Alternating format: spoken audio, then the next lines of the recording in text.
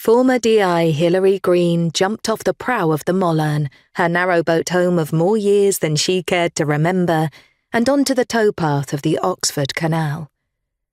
She stood for a moment, breathing in deeply of the slightly damp but warm early spring air, and cast an assessing eye on the sky.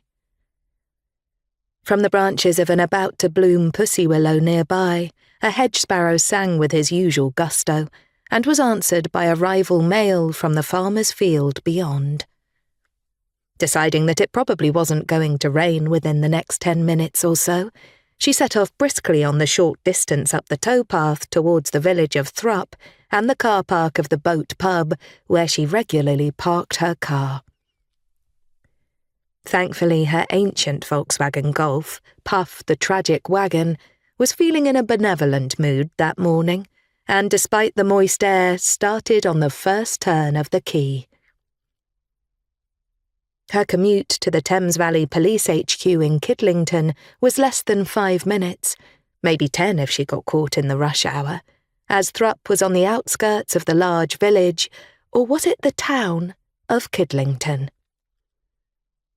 Hillary knew that the locals had long been unable to agree on the status of Kidlington, and she was far too wily to pick a side. Stick your head above the parapet on that one, and you are likely to get it knocked off.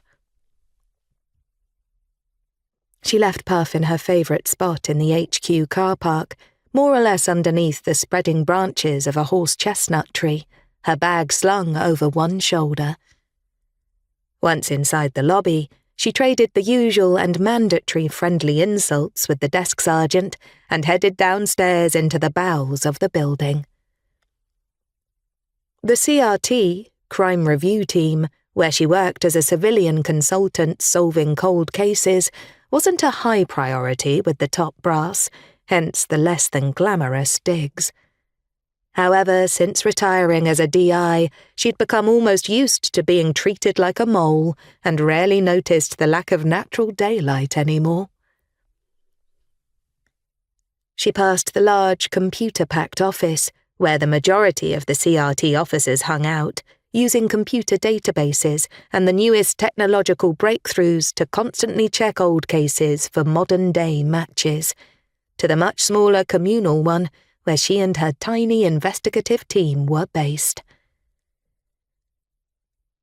The powers that be had recognised that some cases needed the old-fashioned touch of an experienced detective, and thus had recruited Hillary to lead a small team dedicated to working unsolved murder cases or other serious crimes. Alas, cutbacks had dwindled her team to just herself and 2 others, a former police sergeant, Claire Woolley, who'd worked for years in a rape and domestic violence unit, and a civilian ex-soldier, Gareth Proctor, who'd recently been invalided out of the army. She saw that neither one had come in yet, but that wasn't surprising.